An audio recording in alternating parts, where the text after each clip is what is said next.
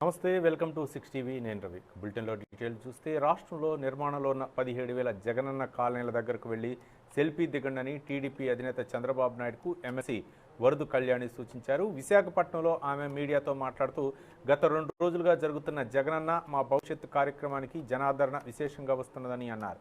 మా నమ్మకం జగనన్న అంటూ జనం ఎమ్మెల్యేలకు స్వాగతం పలుకుతున్నారని, ప్రజలే స్వయంగా ఇండ్లకు స్టిక్కర్లు అతికిస్తున్నారని కళ్యాణి చెప్పారు. టీడీపీ నాయకులకు చెప్పుకోవడానికి ఏమీ లేక జగన్మోహన్ రెడ్డి ప్రభుత్వంపై విమర్శలు చేస్తున్నారని ఆమె విమర్శించారు. చంద్రబాబు కంటే గొప్ప క్యాన్సర్ గడ్డ ఎవరుంటారని వరూద్ కళ్యాణి ప్రశ్నించారు.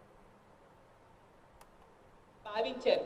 ఎందుకంటే పచ్చ కామెల్లోడికి లోకమంతా పచ్చగా ఉంటుంది కదా, ఆ విధంగా ఈ రోజు తీసుకుంటే చంద్రబాబు నాయుడు గారు ముఖ్యమంత్రిగా ఉన్న కాలంలో మహిళలకి 14,200 కోట్లు డ్వాక్రా రుణమాఫీ చేస్తానని మోసం చేశారు. అది మోసం అంటే. ఈరోజు జగన్మోహన్ రెడ్డి గారు ముఖ్యమంత్రి అయ్యాక అదే డ్వాక్రా మహిళలకి ఈరోజు 3 విడతల్లో 19,170 కోట్లు ఇవ్వడం జరిగింది ఆసరా పథకం ద్వారా. అది జగనన్న క్రెడిబిలిటీ. అలాగే ఎంత అబద్ధాలు మాట్లాడుతున్నారంటే, అంటే వాళ్ళ కళ్ళు కనిపించట్లేదో ఏంటో తెలుగుదేశం పార్టీ వాళ్ళకి, అంటే కాకులు ఎత్తుకుపోయేమో వాళ్ళ కళ్ళు అంటున్నారు. 45 సంవత్సరాలు దాటిన మహిళలకి జగనన్న మోసం చేశాడట.